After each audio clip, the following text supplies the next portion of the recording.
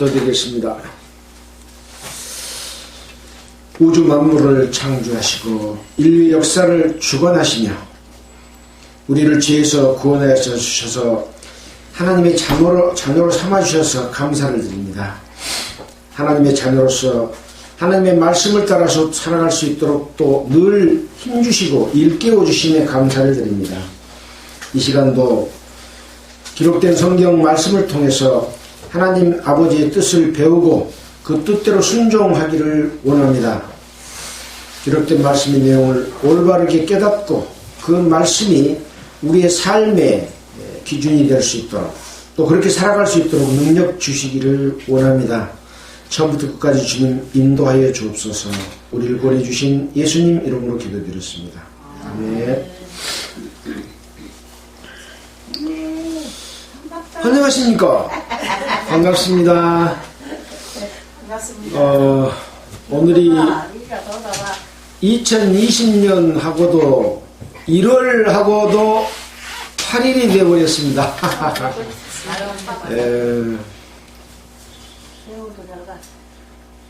자, 늘 우리는 새해를 맞이할 때마다 새로운 각오를 하고 금년 한 해는 더욱더 잘 살아야지 그렇게 합니다. 또 새해가 되면 복 받기를 원하고 많은 또 복을 빌어주기도 합니다. 잘 살아야 되는 것이 무엇인지 복 받는 것이 무엇인지 라는 게 중요한 거죠. 우리는 늘 매주일 성경 말씀을 통해서 잘 사는 것을 배우고 복 받는 길을 배우고 있어서 오늘도 또한 주님께 간구하는 것은 기록된 성경의 말씀이 우리에게 어떤 교훈을 주는지를 올바로 깨닫고 그것을 우리의 살아가는 축복받는 길로 그렇게 되어졌으면 좋겠다 그런 말씀을 드리고 여러분과 함께 오늘 사사기 오늘은 19장을 할 차례입니다. 사사기는 이스라엘 백성들이 가나안 땅에 들어가서 여호수아가 죽고 여호수아 이후에 가나안 땅에서 어떻게 이스라엘 백성이 가나안 땅에 남아있던 기존 족속들을 물리치고 점점 그 영역을 넓혀서 살아가고 있는지 하는 것을 보는 그런 내용이라고 할 수 있습니다. 출애굽에서 광야 40년을 거쳐서 가나안 땅에 들어가게 됐으니 얼마나 큰 축복입니까? 약속의 땅에 들어갔거든요. 근데 약속의 땅에 그냥 들어가는 게 아니라 약속의 땅에 들어가서도 그 속에 있는 하나님을 알지 못하고 우상을 섬기고 늘 범죄하는 그들, 가나안 땅은 하나님이 거하실 곳입니다. 성소고 성전입니다. 성전에 하나님을 거역한 무리들이 있으면 하나님은 그 성전에 거하지 않기 때문에 거기에 있는 하나님을 알지 못하고 우상을 섬기고 죄를 짓는 족속들을 다 물리쳐야만이 하나님이 함께 하시죠. 누가 물리쳐야 됩니까? 이스라엘 백성들이 물리쳐야 됩니다. 근데 이스라엘 백성의 힘으로는 물리칠 수가 없습니다. 하나님이 함께 하시면 물리치고 하나님이 함께 하시지 않으면 오히려 가나안 족속들한테 대당해가지고 죽고 오히려 그런 패배를 하는 그런 일이 반복되어지고 있는 상황을 보면서 야, 약속의 땅에서 왜 저런 일이 일어날까 그렇게 생각할 수가 있죠. 가나안 땅은요 천국이 아닙니다. 천국에 어떤 사람이 들어갈 수 있는지 그리고 어떤 사람이 영원히 하나님과 함께 할 수 있는지를 알려주는 그런 거울이다 이렇게 생각하면 틀림이 없습니다. 자, 그래서 이제 이스라엘의 사사들은 이스라엘 백성이 하나님의 뜻을 따르지 못하고 잘못됨으로 말미암아 오히려 그 족속들로부터 공격을 당해서 그들의 종이 되어버리는 거꾸로 그런 상황이 벌어졌을 때 이스라엘 백성들이 자기들의 잘못을 뉘우치고 하나님께 나아가고 하나님께 구하면 하나님께서 사사를 보내서 이스라엘 백성들을 다시 승리하게 만들어주는 그런 것을 반복해 왔습니다. 이스라엘의 사사는 12명이라고 하지 않습니까? 근데 여기 기록에는 13명이 기록이 되어 있어요. 이 아비멜렉이라고 하는 이 사람은 하나님이 사사로 세우신 것이 아니라 자기가 사사가 되기 위해서 자기 형제 70명을 죽이고 사사는 종교적인 그런 지도자뿐만 아니라 정치적인 지도자로 왕의 위치에 있는 그런 사람이었기 때문에 자기가 형제 70명을 죽이고 왕노릇하고 하나님의 그 인도자 역할을 하는 것은 잘못된 거잖아요. 자, 이런 내용들을 쭉 살펴보면서 12명, 13명이 어떤 과정을 거쳤는지를 우리는 공부를 했습니다. 우리가 잘 알고 있는 삼손이랄지 또 누굽니까? 기드온, 이런 사람들은 우리가 성경 명화를 통해서 우리가 많이 봐왔던 그런 내용인데요. 이제 맨 마지막 사사로 활동했던 분이 삼손이거든요. 삼손은 같은 사사이면서 나을 때부터 나실인으로 하나님께 드리움을 받을 정도의 사람이었습니다. 그래서 나실인의 법에 따라서 머리에 삭도를 대지 아니하고 머리를 길므로 말미암아 하나님이 주시는 큰 힘으로 적들을 물리칠 수 있는 그런 힘을 가졌는데, 그 힘을 갖다가 하나님의 일을 하는데 이스라엘 백성들을 승리하게 하는데 써야 될 텐데 여자들을 좋아하는, 그래서 이방 여자하고 결혼해서 살다가 또 기생하고 또 뭐 잠자리에 들어가다가 나중에는 데릴라라고 하는 여자를 사랑하게 됐고 그 여자하고 함께 살면서 이제 그 적을 물리쳐야 될 그 힘의 비결인 어떻게 나를 하면은 내 힘이 빠질 수 있다 라고 하는 것을 알려져 버리게 되죠. 그것은 곧 내 머리는 삭도를 대지 않도록 했는데 내 머리를 깎아버리면 내 힘이 없어져 버린다 알려져 버리니까 이 데릴라가 블레셋 그 방백들이 네가 이 꾀를 알아내주면 은 1100개를 주마 해가지고 자기가 함께 살고 있는 이 기돈을 삼손을 붙잡아서 죽게 만들고 자기는 돈 은 1100을 받았죠. 그러나 삼손은 이런 잘못을 저질렀다는 것을 나중에 알고 이제 나는 이 블레셋 사람들하고 함께 죽겠습니다. 마지막으로 나에게 힘을 주셔서 이들을 멸망시키게 해주라고 하는 기도를 함으로 말미암았고, 또 머리가 점점 자라서 힘 좋겠습니까? 하나님이 함께 해주셔서 힘 좋겠죠. 그래서 블레셋 그 자기들의 그 성전에 다곤신이 있는 그 기둥을 양팔로 밀어가지고 무너뜨려서 3000명을 죽이는 그런 일을 하고, 삼손도 살아야 죽어요. 삼손도 죽습니다. 아무리 하나님께 드림을 받은 사사, 하나님의 종, 하나님의 인도자라고 할지라도 범죄를 하게 되면 그 범죄의 대가를 받게 되는 거죠.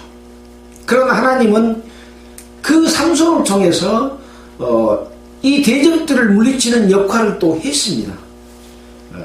그래서 우리는 하나님의 백성으로서, 하나님의 군사로서, 우리 그리스도인들은 하나님의 군사잖아요.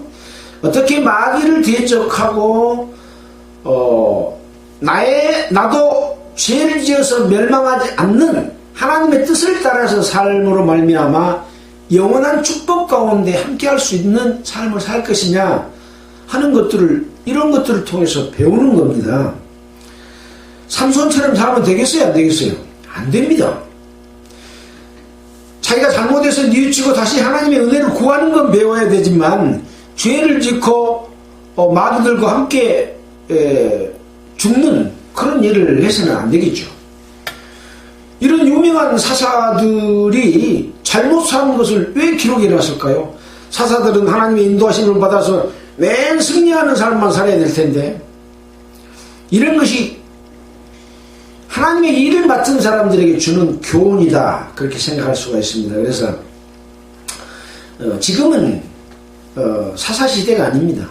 지금은 교회 시대고, 하나님의 백성은 모두가 하나님의 군사입니다. 옛날에는 사사나 왕들을 통해서 하나님이 그들과 함께하고 그들을 통해서 이스라엘 백성들을 인도해 냈지만, 지금은 성령께서 직접 우리 속에 오셔서 우리 가운데 역사해 주시는 이제 중간 매체가 없이 직접 하나님의 그 은혜와 하나님의 또는 벌을 받는 그러한 시대에 살고 있기 때문에, 여러분 모든 사람은 에베소에 나와 있는 베드로후서에 나와 있는 것처럼 왕같은 제사장으로 살아가는 겁니다. 사사로서 살아가는 겁니다. 그래서 이 종교라고 하는 것은 이런 구약 시대에 있었던 일들의 어떤 질서나 조직이나 이런 것들을 배웠고, 외형과 형식으로서는 그럴듯하게 갖춰져 있습니다. 겉모습을 보고 하나님은 함께하지 하는 것이 아니고, 그 사람이 진심으로 하나님의 법을 지키면서 살고 있느냐, 진심으로 하나님을 사랑하느냐 라고 하고, 진심으로 마귀를 대적해서 싸우고 있느냐 하는 것들을 본다는 거죠. 그러니 외형과 형식을 가지고 그것을 정당화하고자 하는 것은 이 성경을 그동안에 공부한 내용으로 봤을 때 아주 우상을 섬기는 것과 같은 것이다 라고 하는 거죠. 우상을 뭐라고 그랬습니까? 사람들은 눈에 보이지 않는 하나님의 능력을 봤음에도 불구하고 눈에 보이지 않으니까 금방 눈에 보이는 것을 의지하게 된다. 사람이 됐든 어떤 부어 만든 형상이 됐든지 간에 뭐 있어야 그걸 섬기는 그런 잘못된 생각을 갖고 있는 거죠. 이게 바로 우상 섬기는 겁니다. 사람들은 하나님이 안 보이니까 하나님이 없다 그렇게 말을 합니다. 눈에 보이는 것을 보이지 않는 하나님보다 더 중요하게 생각하는 거죠. 그래서 하나님께서는 피조물을 조물주보다 더 경배하고 섬긴다 라고 지적을 하고 있는 거죠. 또 그 상실한 마음대로 내어버려 두사 하나님을 떠나서 온갖 죄악을 짓게 된다 그렇게 이야기합니다. 신앙은 뭡니까? 보이지 않는 하나님을 알고 믿고 그 하나님과 함께 살아가는 겁니다. 종교는 그렇지 않습니다. 보이는 것을 믿고 조직을 믿고 사람을 믿고 통치를 믿습니다. 그러나 성경은 그렇게 되어 있지 않다는 것을 우리는 늘 공부를 했습니다. 자, 오늘은 이제 19장에 있는 내용 여러분과 함께 읽어보면서 하나님이 어떻게 함께 하시고 역사하시고 어떤 이스라엘 백성들이 지금 상황에 있는가 하는 것들을 함께 살펴보도록 하겠습니다. 이제 사사시대가 마지막 끝나가고 삼손이 죽었습니다. 자, 그래서 이 16장에 삼손과 데릴라가 나오지 않습니까?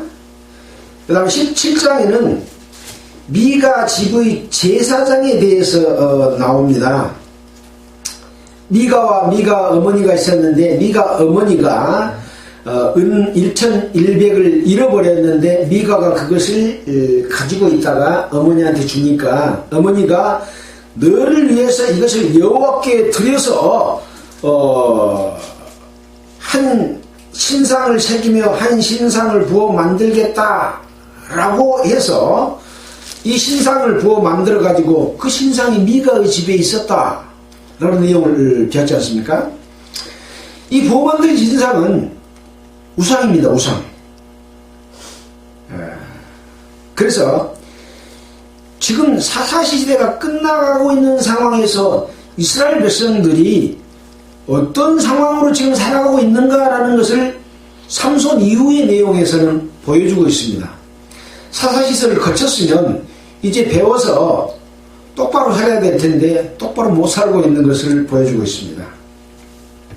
자, 그래서 그 미가의 집에 신상이 있으니까 거기에 에봇을 만들고 드라빔을 만들어서 또 아들을 제사장으로 세웠습니다.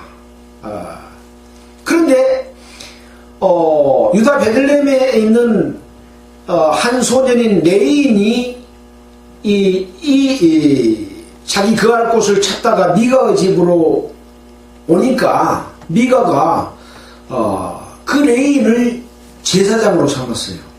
그러니까 형식적으로 보면 레이 지파도 아닌 아들을 제사장으로 삼은 게 옳아요? 레이 지파를 제사장으로 삼은 게 옳아요? 레이 지파로 삼은 게 옳죠. 그래서 형식적으로는 갖췄는데 뭘 섬겨요?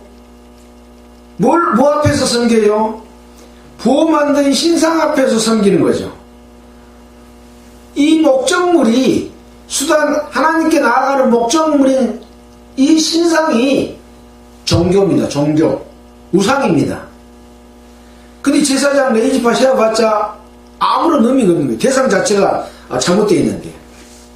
이런 내용이 지금 17장에 기록되어 있고, 그 다음에 18장에서는 이제 단지파가 오히려 그 땅에 살고 있는 사람들한테 밀려가지고 자기의 받은 기업을 차지하지 못하고 있는 그런 상황이어서 5사람을 보냈는데 미가의 집에 도착을 했어요. 근데 미가의 집에서 나는 소리를 들어보니까 레이 사람인 제사장이 하는 이야기가 들리는 거예요. 그러니까 그 소리를 알아듣고 이 제사장을 만나가지고 야, 우리가 지금 이 땅을 지금 공격하려고 하는데 우리의 앞날이 순탄하겠느냐 물어보니까 평안히 가라, 너희 행하는 길은 여호와 앞에 있느니라 라고 이렇게 축복의 말을 해줘요. 그래서 이제 이 정탐꾼 5사람은 이 라이스의 정탐을 하고 해보니까 라이스는 요새여서 아주 평안히 가고 있고 자기를 통치하고 있는 그 족속들로부터 산이 가로막혀 있어가지고 아주 적들이 대비책이 없이 또 살고 있는 그런 곳이어서 우리가 여기서 충분히 점령할 수 있겠다 해가지고 정탐 보고를 하고 600명을 데리고 들어갑니다. 자, 데리고 들어가서 지금 5사람과 600명이 갔는데 이 5사람이 다시 미가 집에 있었던 제사장과 드라빔과 또 에봇과 그 새긴 우상을 어떻게 할 것인가 한번 생각해 봐야 된다 라고 했는데, 이것은 지금 하나님을 공경해야 될 사람이 어떤 형식은 갖췄는데 그 형식이 마귀를 섬기는, 우상을 섬기는 잘못된 거잖아요. 근데 단지파가 그것을 딱 받아들이면서 제사장한테 야, 네 한 가족의 제사장이 된 게 낫냐, 우리 족속의 제사장이 돼서 여러 사람이 있는 그 무리의 제사장이 된 게 낫냐 라고 하면서 약속을 해서 네가 지금 받고 있는 것보다 더 많이 주겠다 하니까 제사장이 기쁜 마음으로 이 단지파를 따라가게 되죠. 그래서 에봇과 드라빔과 세계윤상을 취하고 그 백성 중으로 단지파의 백성 중으로 들어갑니다. 자, 그래서 이제 미가가 추격을 해서 왜 지금 제사장도 데리고 가불고 이런 우상 자기들이 섬겼던 그 드라빔 이런 것들을 다 가져가 버렸냐 하고 항의를 해보지만 단 자손들이 숫자가 많고 힘이 세니까 결국은 이 이제 미가는 물러서게 됩니다. 자, 이제 오늘 이런 상황에서 이 단지파는 이 땅을 라이스 땅을 점령해서 살고 있는 상황이죠. 그러나 31절에 보면 하나님의 집이 실로에 있는 동안에 미가의 지은 바 새긴 신상이 단 자손에게 있더라. 새긴 신상이 단 자손에 있으면 결과적으로는 하나님의 축복을 받게 될까요? 못 받게 될까요? 못 받게 되겠죠. 단은 그 새긴 신상은 우상이니까. 하나님께서는 율법에 새기거나 부어서 이런 그 우상을 만들지 말라고 했거든요. 하나님께서는요, 좋은 예배당 짓고 조직 잘 만들고 숫자 많이 해서 외형적으로 번성해 있는 것을 하지 말라고 해요. 보이지 않는 하나의 교회를 만들어 가시는 그런 하나님이시기 때문에. 근데 그 사람들이 봤을 때는 하나님 우리와 함께하고 있다 그렇게 생각을 하는 거죠. 자, 그래서 이런 상황에서 과연 그러면 어떤 일이 일어날까? 19장 오늘 내용을 또 한번 여러분과 살펴보도록 하겠습니다. 이스라엘에 왕이 없을 그때에 에브라임 산지 구석에 후구하는 어떤 레위 사람이 유다 베들레헴에서 첩을 취하였더니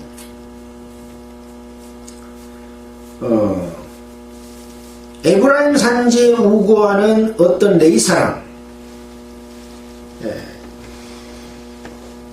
여기 우거한다는 말은 잠시 머물러 사는 것을 우거라고 합니다. 임시 거처 그런 뜻이죠. 임시로 지금 살고 있는 거죠. 레위 사람이 이제 에브라임 산지에서 살고 있습니다. 근데 자기 아내가 있어요. 근데 첩을 또 하나 얻었어. 근데 어디서 얻어왔냐? 유다 베들레헴에서 첩을 취하였더니, 첩을 취했는데 그 첩이 행음을 하고 이 남편을 떠나서 유다 베들레헴 즉 아버지 집으로 돌아가 버렸어요. 가버렸어요. 그래서 넉 달을 이제 즉 아버지 집에서 여자가 보내고 있습니다. 그러니까 이 레위 지파의 이 어떤 사람이 그 여자를 이제 다시 첩을 데리고 오고 싶은 거야.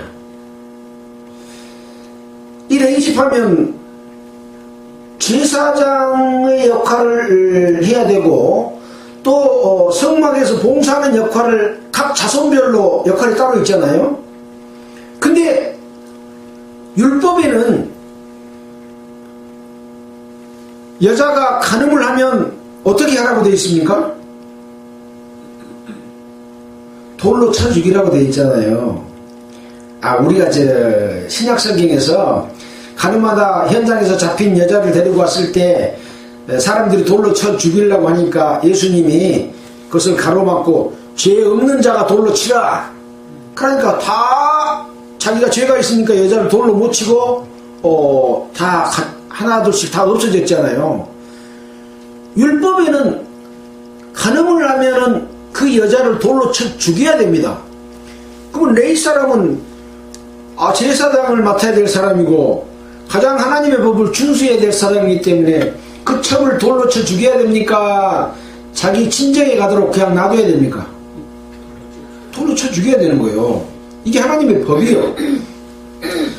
근데 이제 네 달 동안 자기 장인 집에 가서 있으니까 이 첩을 다시 데려오고 싶어.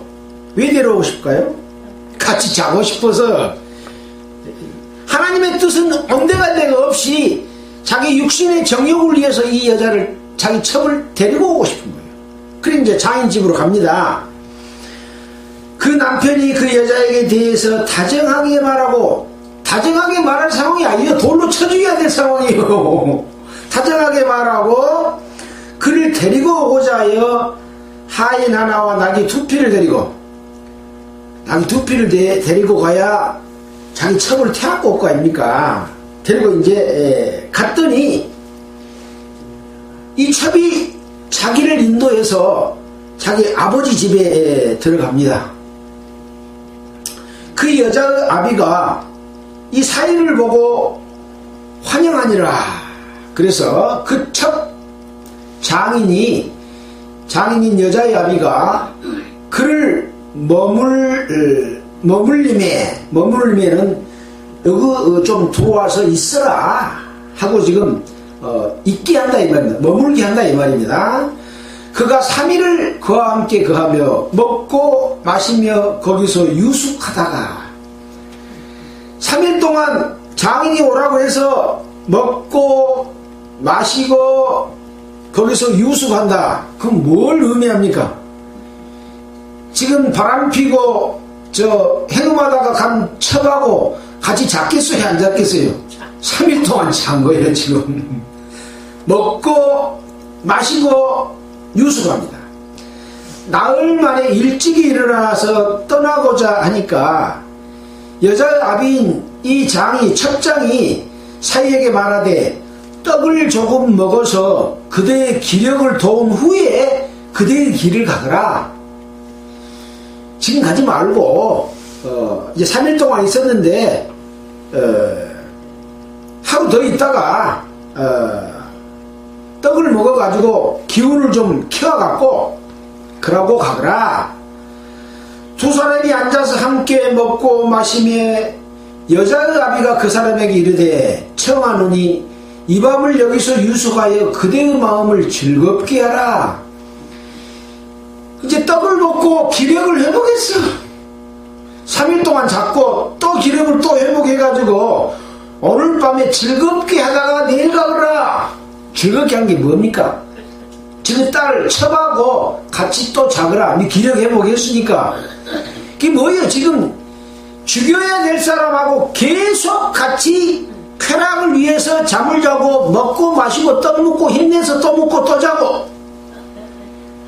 색판이요, 색판. 이게 육체적인 정욕을 위해서 하나님의 법은 온데 없이 자기의 지금 쾌락을 위해서 지금 요걸 좀 그렇게 여기 기록된 말씀 이쁘게 기록해놨다 이거예요. 쟤처럼 말하지 않고. 근데 내면에는 그겁니다. 그렇게 되어 있는 거예요 지금. 이 밤을 유숙하여 그대의 마음을 즐겁게 하라.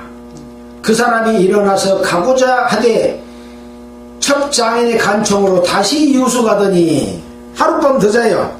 몇 밤 잔 거예요 지금? 4밤 잡니다. 5째 날 아침, 4밤 잤으니까 5째 날 아침이죠. 아침에 일찍 일어났다라고자 하며 여자의 아비가 이르되 청하노니 그대의 기력을 돕고 해가 기울도록 머물라 하므로. 이제 아침 일찍이니까 하룻밤 더 자라고 말하면 지금 너무 말하기가 빨라. 그러니까 하루 종일 여기서 더 먹고 마시고 기운을 더 차려갖고 해가 기울도록 머물라. 이렇게 말을 합니다. 두 사람이 함께 먹고 또 이제 이 말을 함께 먹고 그 레위 사람이 첩과 하인으로 더불어 일어나 떠나고자 하며 그 첩장인이 곧 여자의 아비가 이 레위 사람 또 그에게 이르되 보라 이제 해가 저물어 가니 청컨대 이 밤에도 유숙해라 보라 해가 기울었느니라 새밤 자고 하룻밤 더 자고 그 다음 아침 일찍 가려고 함께 해 저물 때까지 여기서 있다가 가거라 저물만 하면 그때 가거라 그래놓고 해가 저물게 오늘 밤도 여기서 자고 가거라 계속 붙들어 넣는 거예요. 이게 이제 뭐겠습니까? 사람이 자기의 먹고 마시고 쾌락을 느끼고 살아가는 데 있어서는 주변에 도와주는 사람이 많아. 그럴 분위기도 많이 생겨. 육신의 욕구를 계속 부추기고 계속 붙들고 계속 그렇게 살자고 하는 사람 세상에 많아요. 친구들이 야 술 한잔하자 왜 니는 술을 끊어버렸냐 같이 가자 저기 술집에 가자 음식점에 가자 뭐 섹시집에 가자 노래방에 가자 많아요 적어요 많아요 똑같은 거예요 지금 하룻밤 더 자거라 해지면 가거라 에이 기왕 저물어버렸으니 하룻밤 더 자고 가거라 그런 거예요 지금. 자 그래서 근데 이 레위는 이제 자기 곳으로 돌아가가지고 에브라임으로 돌아가서 레위 지파니까 가서 일주일 만에 한 번 드리는 안식일날 제사 지내야 되잖아요. 그러니까 이제 이날은 거기 가야 된다 그렇게 생각하고 지금 다섯째 날 아침입니다.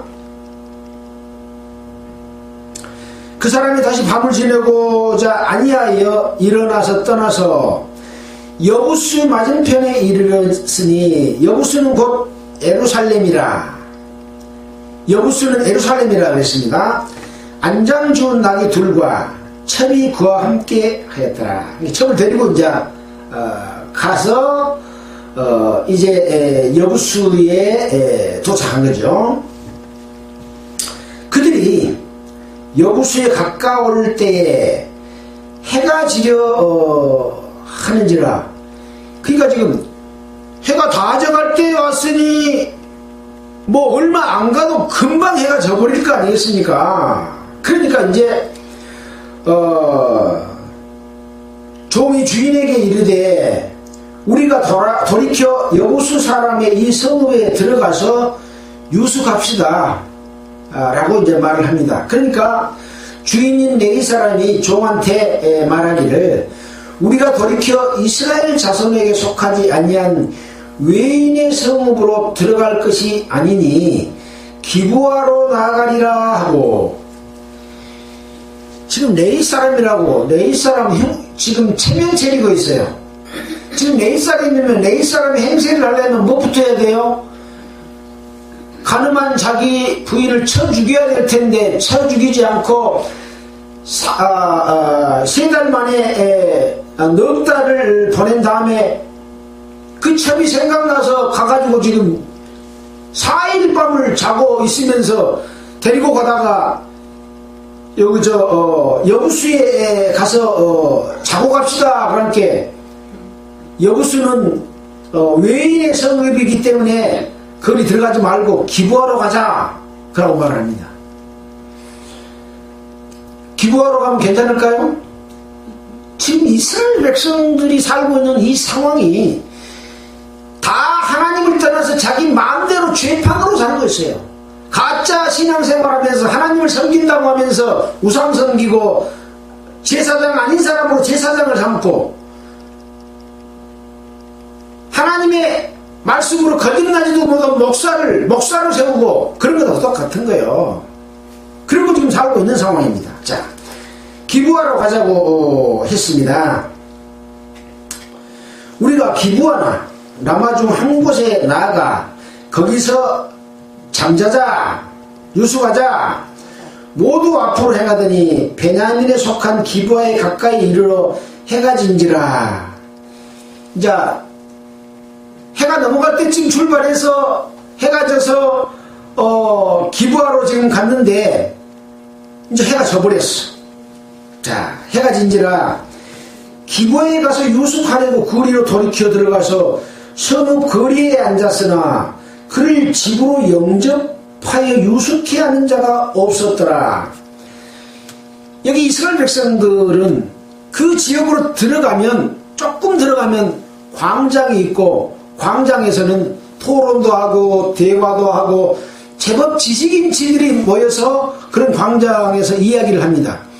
우리가 신약성경에 보면 아레오바고 광장에 갔더니 거기서 토론을 하고 여러 그 사람들이, 학자들이 막 토론하고, 바울이 가서 하나님의 복음을 막 말하고, 그러니까 미쳤다고 하고 그런 적이 있었잖아요. 그런 어떤 그 광장으로, 성읍의 거리로 가서 앉았으나 아무도 그를 영접한 사람이 없는 거예요. 왜 그럴까요? 원래 율법에 의하면 외인들이 오면 친절하게 데리고 가서 집에서 재워야 됩니다. 손님을 그렇게 맞이해야 되는데 손님 맞을 사람이 아무도 없다 이거예요. 자, 이미 저물매 그런 상황에서 한 노인이 이 밭에서 일하다가 돌아오니 그 사람은 본래 에브라임 산지 사람으로서, 지금 레위 사람이 지금 어디서 왔어요?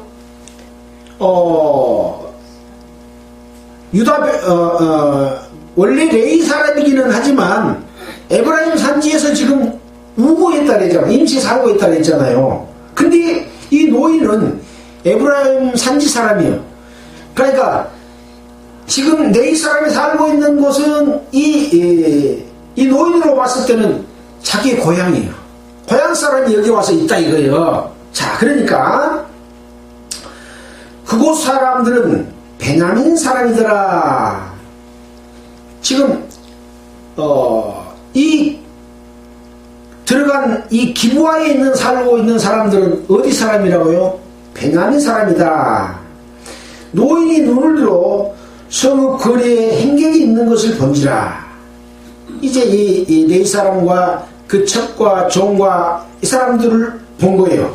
지금 일하다가 늦게 해가 넘어가서 돌아와서. 자, 그래서 이제 물어봅니다. 그대는 어디로 가며 어디서 왔느냐? 그러니까 그가 그에게 이르되 우리는 유다 베들레헴에서 에브라임 산지 구속으로 가는 중입니다.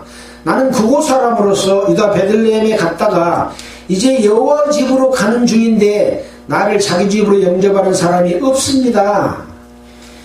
지금 이제 첩을 데리고 에브라임 산지로 지금 유다 베들레헴에서 가는 중이다. 산지로 가는 중이다. 근데 이 에브라임 이 지역에는 이 여호와의 집이다 이렇게 이야기를 하고 있습니다. 그래서 살펴보니까 이 에브라임 산지에는 베델이 있고 또 거기에 옛날에 성막이 있고 했던 그런 지역이어서 여호와의 집 그렇게 지금 이야기를 여기서 표현을 하고 있어요. 가는 중이다. 근데 여기서 지금 유숙하고 날이 3명 가야 될 텐데 아무도 나를 같이 가서 잠자자라고 하는 사람이 없습니다. 그렇게 말을 했습니다. 우리에게는 나귀들에게 먹일 집과 보리가 있고 나와 당신의 여종과 당신의 종 우리들과 함께한 소년에 먹을 양식과 포도주가 있어 무엇인지 부족함이 없습니다. 그렇게 이제 이 레위 사람이 말을 합니다. 노인한테. 그러니까 노인이 뭐라고 말하냐면 그대는 안심해라. 그대의 모든 쓸 것은 나의 담책이니 거리에서는 자지 말라 하고 그대의 모든 쓸 것은 그러니까 레위 사람은 내가 먹을 것도 있고 나귀도 있고 집과 보리도 있어서 아무 피해를 주지 않고 할 수 있는 그런 것을 가지고 있습니다. 그러나 노인은 그대들이 쓸 모든 것을 내가 주려고 하는 담당하는 책임이 있다 라고 이 나그네를 대접하는 그런 마음을 가지고 있는 거죠. 그러면서 거리에서 자지 마라. 라고 말합니다. 그를 데리고 자기 집에 들어가서 나귀에게 먹이니 그들이 발을 씻고 먹고 마시니라. 유대인들은 이 샌들, 그러니까 슬리퍼를 신고 다녀서 길을 다니면 발에가 먼지가 확 차요.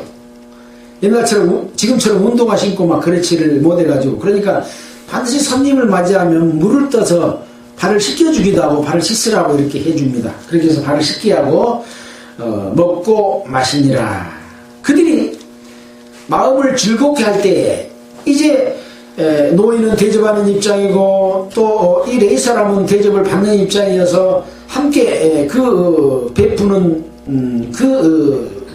음식과 이런 것을 먹으면서 즐겁게 하고 있는데, 그 성읍의 비류가 뭘까요? 비류들, 도둑비자 같을 유, 도둑무리들, 그 말입니다. 비류들이라 그 말은 도둑무리, 건달, 깡패, 그런 뜻입니다. 비류들이 그 집을 에워싸고 문을 두들기면서 집주인 노인에게 말하기를, 네 집에 들어온 사람을 끌어내라, 우리가 그를 상관하리라 라고 한 겁니다. 우리가 그를 상관하리라. 이거는 옛날 그 소돔과 고모라 때에 천사들이 이 남자의 모습을 하고 있었는데, 그 소돔 사람들이 이 남자를 끌어내서 우리가 상관하리라 하니까 자기 딸을 내어주고 이 천사들에게는 나쁜 짓을 하지 마라, 그랬던 때가 있었지 않습니까? 그것하고 지금 비슷한 상황입니다. 상관하니라. 집주인이 그 사람 그들에게로 나와서, 아니라 내 형제들아 청하노니, 이 비류들은 어디 사람들이에요? 지금 이 기브아에 있는, 기브아는 아까 그곳은 베냐민 사람이 살고 있는 그런 지역이잖아요. 그러니까 이 비류들도 베냐민 사람들인 거예요. 그래서 이 주인이, 내 형제들아 악을 행치 말라, 이 사람이 내 집에 들렀으니 이런 막는 띠를 행치 말라. 보라, 여기 내 처녀딸과 이 사람의 첩이 있은즉 내가 그들을 끌어내리니 너희가 그들을 욕보이든지 어찌하든지 임으로 하되 오직 이 사람에게는 이런 망령된 일을 행치 말라 하나 무리가 듣지 아니하므로. 그러니까 이 노인은 이 네 사람에 대해서는 동성연애하지 말고 내 처녀딸도 주고 이 사람의 첩, 지금 아까 가늠하다가 지금 자기 친정에 갔다가 데려온 이 첩도 내주겠다. 내가 그들을 끌어내리니, 딸이 그냥 나가려고 하겠습니까? 첩이 나가려고 하겠습니까? 끌어내서 주겠다. 그렇게 이야기를 한 겁니다. 그러니까 그 사람이 그 사람은 누구냐? 레위 사람이 자기 첩을, 그 사람이라는 건 자기 첩이라고 하니까 누구였습니까? 레위 사람 맞죠? 자기 첩을 무리에게로 붙들어 내매, 첩이 나가려고 하니까 붙들어 가지고 갖다가 준 겁니다. 내매 그들이 그에게 행음하여 밤새도록 욕보이다가 새벽 미명에 놓은지라. 딸들은 안 내보내고 자기 첩만 내보내게 되는 상황이 됐죠. 그래서 이 비류들이 밤새도록 그에게, 그 첩에게 행음하여 욕보이다가 새벽 미명에 놓았다. 그러니까 이 첩 여자는 이 히브리인의 첩으로 들어갔다가 다른 남자하고 간음해가지고 돌로 쳐 죽임을 당하게 되니까 친정에 가서 4달 있다가 자기 남편이 자기를 데리러 오니까 자기 남편을 맞이해서 아버지한테 데리고 가니까 아버지가 먹고 마시고 기력을 더하고 오늘 밤도 자고 내일 밤도 자고 그래서 4일 동안을 자고 지금 5일째 오고 있으니까 이 처음 여자는 굉장히 음행이나 이런 것 쾌락을 굉장히 좋아하는 여자로 생각되지 않습니까? 굉장히 지금 이 이야기는 음행에 관한 이야기들이 주로 지금 되어 있는 상황입니다. 좀 부끄럽고 창피할 일이잖아요. 이 음행은요, 남자와 여자 사이의 음행이고 자기 남편이나 자기 아내 외에 한 것은 다 음행으로 보잖아요. 이 음행은 무엇과 같으냐 하면 하나님을 섬겨야 될 사람이 하나님을 섬기지 않고 이방신이나 종교적인 방법으로 하나님을 섬기는 게 다 음행입니다. 음행은 종교가 음행입니다. 음료, 종교, 나중에 이제 바벨론, 바벨탑 이런 것은 다 하나님을 떠난 인간의 어떤 그 스스로의 삶 속에서 짓는 죄를 이야기하거든요. 자, 그 여자는 이제 그렇게 이제 불량배들한테까지 끌려가서 이제 여기는 욕을 당했다 이렇게 표현을 하고 있는데, 자, 동이 틀 때에 여인이 그 주인이 요구한 그 사람의 집 문에 이르러 엎드려져 발기까지 거기 누웠더라. 저녁내에 이제 그 비리들에게 당하고 그래도 그 몸을 이끌고 자기 남편이 있는 집 문 앞에 간 거예요. 27절입니다. 그 여인의 주인이 일찍이 일어나 집 문을 열고 떠나가자 하더니, 일찍이 문을 열고 집을 떠나가자 한단 말은 자기 첩을 지금 찾을 생각이 있어요, 없어요? 없어. 어젯밤에 내조 물고는 첩 챙기지도 않고 가려고 하는 거예요. 근데 나가보니까 어째요? 그 여인이 집 문에 엎드러지고 그 두 손이 문지방에 있는 것을 보고 그 여인에게 이르되 일어나라, 우리가 떠나가자 하나 아무런 답이 없는지라 이에 그 시체를 나귀에 싣고 행하여 자기 곳에 돌아가서, 이제 자기 곳은 어디입니까? 에브라임 산지로 돌아갔죠. 그 집에 이르러서는 칼을 취하여 첩의 시체를 붙들어 그 마디를 찍어 12덩이에 나누고 그것을 이스라엘 사방에 두루 보내매 그것을 보는 자가 다 가로되 이스라엘 자손이 애굽 땅에서 나온 날부터 오늘까지 이런 일을 행치도 아니하였고 보지도 못하였도다 생각하고 상의한 후에 말하자 하니라. 이 죽은 자기 첩을 에브라임 산지 자기 집으로 데리고 와가지고 거기서 12동강을 마디를 잘라서 내고 이것을 이스라엘 전체 지역에다가 보냈습니다. 왜 보냈을까요? 내가 여차여차해서 이렇게 그 장인집에 갔다가 데리고 오다가 기브아 베냐민 지파가 살고 있는 이 기브아에 갔더니 이 기브아에 살고 있는 베냐민 지파의 비리들이 자기 여자를 이렇게 행음하고 강간하고 해가지고 여자를 죽게 만들었다. 그러니 이거 가만 놔두면 되겠냐 하고 시체 덩어리를 나눠서 보낸 겁니다. 이 레위 사람이 하는 행동이 이게 바른 행동입니까? 잘못된 행동입니까? 원인 제공은 지금 누가 했어요? 자기가 한 거예요.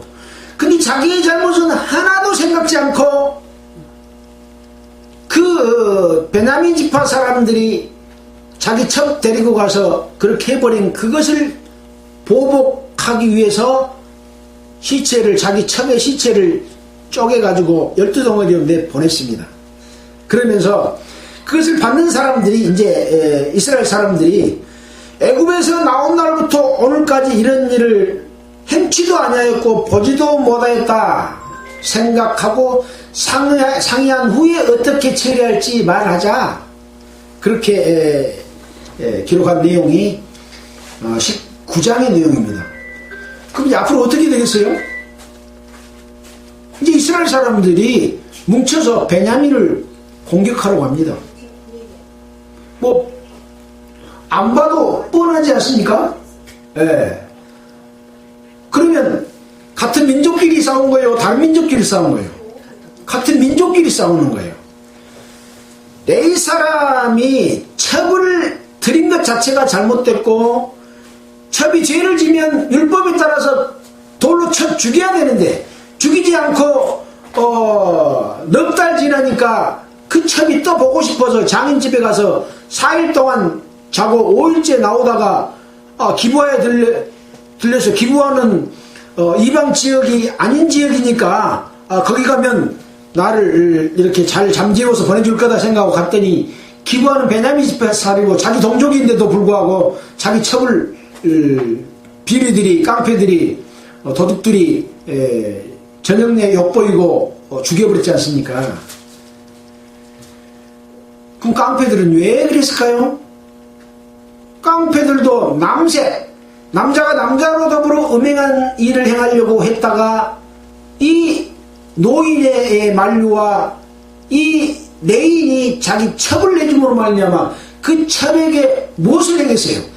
자기의 옳지 않은 정욕들을 거기다가 다 여럿이서 한 여자한테 그렇게 행함으로 말미암아 이 모든 것은 다 뭐예요? 육체의 쾌락을 위한 옳지 않는 방법의 정욕적인 일들로 인해서 레인도 그랬고 자기 장인도 마찬가지고 여자도 마찬가지고 비리들도 마찬가지입니다. 똑같은 일들을 다 행하고 있는 거예요. 그렇게 되면 자기 동족들 간의 전쟁이 일어나는 거예요. 한 사람으로 따지고 나면 잘못된 어떤 행동으로 말미암아 나와 내 속에 있는 하나님과 싸우게 되고 늘 하나님의 뜻을 따르지 못하는 죄악을 짐으로 말미암아 그 죄로 인해서 함께 멸망하는 일을 당하게 되는 것이 않습니까? 그래서 레위 사람을 들어서 이런 내용이 있었던 내용을 성경에 기록해주고 있는 것은 무엇을 이야기합니까? 하나님이 일을 맡아서 해야 될 사람이 자기 정욕과 육신을 따라서 행하게 되면 그 결과가 어떻게 돌아간다 하는 것을 이야기하는 것이고, 이 베냐민 사람들로 봐서는 나그네를 대접하고 율법을 지켜야 될 자들이 비리들이 그렇게 하는 것을 베냐민 집회 사람들이 말리지 않고 그대로 놔두고 있고 그런 것을 용납했기 때문에 이제 이스라엘 전체 국민들이 이 베냐민을 공격에 들어와서 침략을 하게 되는 상황이 발생하죠. 근데 처음에 전쟁은요, 베냐민 사람들이 이겨요. 나중에는 결국 베냐민이 지기는 집니다. 왜 지냐? 이스라엘 사람들이 처음에 지니까 하나님 앞에 간구하고 붙들고 하면서 간구를 해서 나중에 하나님이 도와줘서 이기게 만들어주기는 합니다. 그래서 하나님은요, 이런 잘못을 저지르지만 진정으로 돌이키고 회개하면 용서해 주시지만, 그것이 반복되게 그렇게 하면 용서해 주지 않고 죽이기도 하고 민족에서 끊어내버리기도 하고 영원한 하나님의 거하실 처소에서 제외시켜버리는 일도 하신다고 하는 내용들을 우리는 출애굽기, 레위기, 민수기, 신명기, 여호수아, 사사기를 통해서 다 배웠지 않습니까? 그거 모르는 사람이 있어요? 그러면 내가 어떻게 살아야 된다 하는 답은 이미 얻었어야 된다, 그런 거죠. 사사기 이제 20장 남고 21장 남으면 사사기 끝납니다. 사사들을 통해서 이스라엘에 어떤 일이 일어났고 그 속에서 배울 거 다음 주면 이거 2장, 2장 같이 해서 끝날 거예요. 그럼 어디로 갑니까? 그 다음에는 사사기 룻기로 갑니다. 룻기, 사무엘상, 사무엘하, 열왕기상. 이스라엘 백성의 역사를 쭉 지금까지 살펴봤을 때 나중에 가면 잘할 것 같아요? 마찬가지예요. 말라키 가면 알 수 있잖아요. 하나님의 선지자 하나님의 제사장 이런 사람들이 하나님의 뜻대로 제사를 지낸 것이 아니라 뺏은 것, 절름발이, 눈먼 것, 사기하에 얻은 것 이런 걸로 하나님한테 드리고 있어요. 지금 다 배 채우고. 지금 종교 목사들이 그러지 않습니까? 그런 거 그대로 보여주고 있는 거예요. 그런 거 하지 말라고. 근데 교훈을 누가 받아요? 이건 이스라엘 일이니까 우리하고 상관없어. 아니라니까요. 우리에게 교훈을 주는 내용이다 라는 말씀을 드리고 기회가 있을 때, 들었을 때 그때 돌이키지 못하면 나중에는 못 돌이킵니다. 왜 그런지 아십니까? 죄를 짓고 또 죄를 짓는 마음이 강팍해 져서 문둥이가 되어버립니다. 송곳으로 찔러도 아프지를 않아요. 하나님의 말씀을 들어도 일깨워지지 않습니다. 그래서 하나님 나중에 가서는 하나님의 말씀을 분별도 못 해버려요. 이런 내용 아마 모를 것 같아요. 모를 것 같아요. 읽어도 못 깨달을 것 같아요. 누구에게 말한지를 몰라요. 이스라엘 백성들이 그랬구나는 알아요. 근데 그것이 나하고 적용된지는 생각도 못하는 수도 있다니까요. 문둥이가 되어가지고. 네. 정말 우리는 하나님께 감사를 드릴 것은 이런 말씀을 정란하게 보고 그것이 우리에게 주는 교훈이 무엇인지를 깨달을 수 있다는 것에 대해서 다시 한번 감사드립니다. 자, 기도드리겠습니다. 하나님 아버지 감사합니다. 이제 사사시대도 끝나가는 그런 상황 가운데서 이런 과정을 거치면서 이스라엘 백성들은 어떠한 상황에서 지금 하나님을 공격하고 있는지, 어떤 잘못을 저지르고 있는지 다시 한번 보게 됩니다. 이런 잘못된 것을 다시는 반복하지 말라고 주시는 교훈이라고 생각이 됩니다. 우리의 마음을 지켜주시고 인도해 주시고 늘 성령의 역사심에 따라서 잘못된 것을 분별할 수 있도록 하시고 그 잘못된 그 행위를 따르지 않도록 지켜주시옵소서. 또 성령의 역사로서 함께해 주셔서 이 복음을 널리 전하게 해주시옵소서. 이 모든 말씀을 우리를 보내주신 예수님 이름으로 기도드렸습니다. 네. 찬송가는 458장 하겠습니다.